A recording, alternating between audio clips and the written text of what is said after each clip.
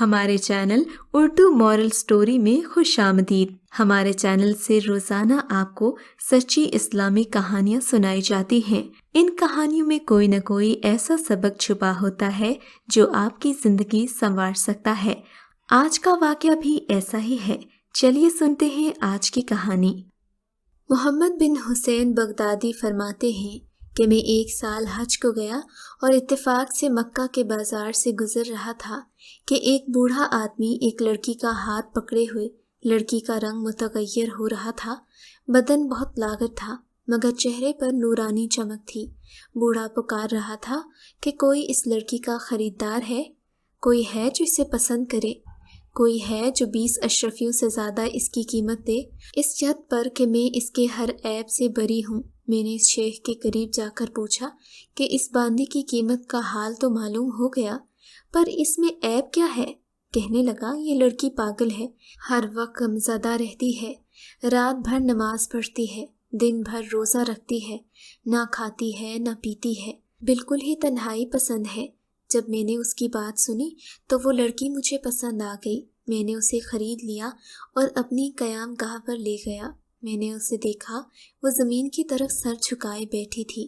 پھر اس نے سر اٹھا کر دیکھا اور کہنے لگی، میرے چھوٹے آقا، آپ کا وطن کہاں ہے؟ اللہ آپ پر رحم و کرم کرے۔ میں نے کہا، عراق ہے۔ کہنے لگی، کون سا عراق، بصرہ یا کوفہ میں؟ میں نے کہا، دونوں میں نہیں۔ کہنے لگی، تو کیا آپ بغداد کے رہنے والے ہیں؟ میں نے کہا، ہاں۔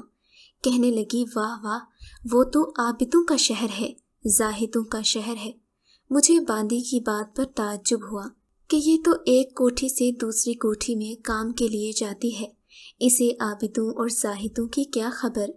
میں نے اس سے دل لگی کے طور پر پوچھا، اچھا تم کون کون سے عابدوں کو جانتی ہو؟ اس نے بہت سارے علماء کے نام بتائے۔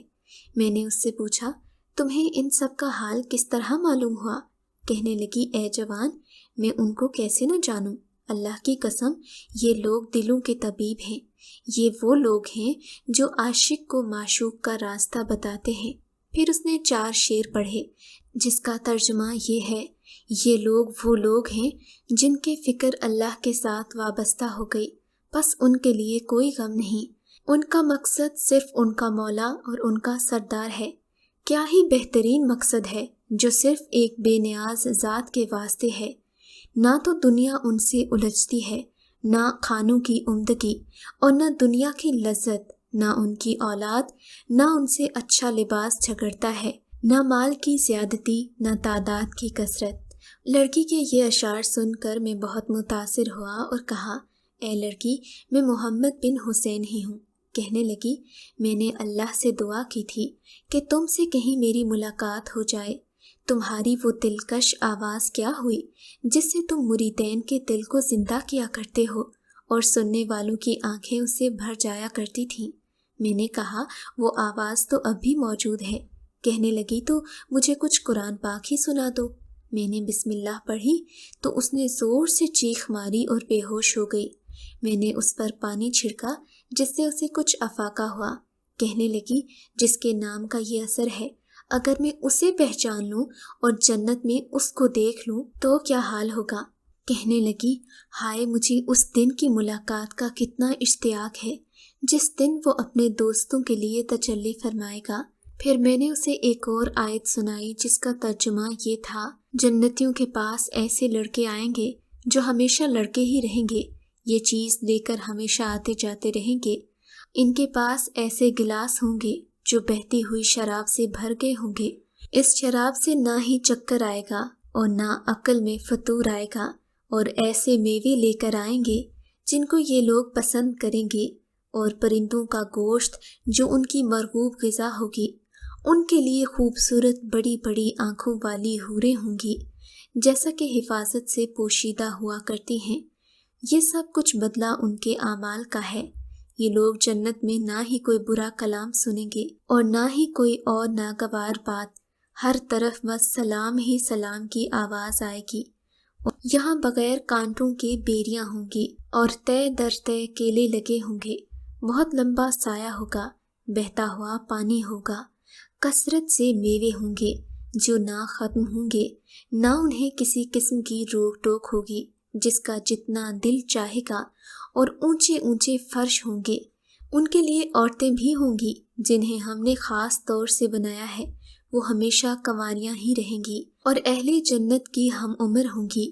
یہ سب چیزیں داہنے ہاتھ والوں کے لیے ہیں۔ پھر وہ لڑکی مجھ سے یہ کہنے لگی، مجھے لگتا ہے کہ تم نے بھی حوروں سے منگنی کی ہے، تم نے ان کا حق مہر کیسے ادا کیا؟ میں نے کہا، مجھے تو نہیں پتا کہ حوروں کا حق مہر کیا ہوتا ہے، میں تو فقیر آدمی ہوں۔ کہنے لگی، تمہیں نہیں پتا؟ رات کو تہجد پڑھنا اور دن کو روزہ رکھنا حوروں کا حق مہر ہوتا ہے۔ فقراء اور مساکین سے محبت رکھنا، یہ بھی حوروں کا مہر ہے۔ پھر اس باندی نے 6 اشعار پڑھے جن کا ترجمہ یہ ہے، اے وہ شخص جو حوروں سے ان کے پردے میں منگنی کرتا ہے اور ان کے اعلیٰ مرتبے کے باوجود ان کا طالب ہے، کوشش کے ساتھ کھڑے ہو جاؤ، سستی چھوڑ دو، نفس سے مجاہدہ کرو، خود کو صبر کا عادی بناؤ، رات کو تہجد پڑھا کرو، دن کو روزہ رکھا کرو، یہ ہے حوروں کا مہر۔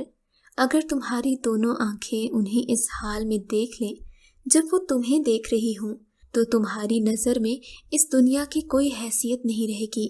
اس کے بعد باندی نے کچھ اور اشعار پڑھے اور پھر غش کھا کر گر گئی۔ میں اس کے قریب پہنچا تو وہ مر چکی تھی۔ مجھے اس کے انتقال کا بے حد صدمہ ہوا۔ میں اٹھ کر بازار گیا، اس کے کفن کا سامان خرید کر لایا۔ بازار سے لوٹا تو وہ کفنی کفنائی خوشبو لگی معطر نقش رکھی ہوئی تھی۔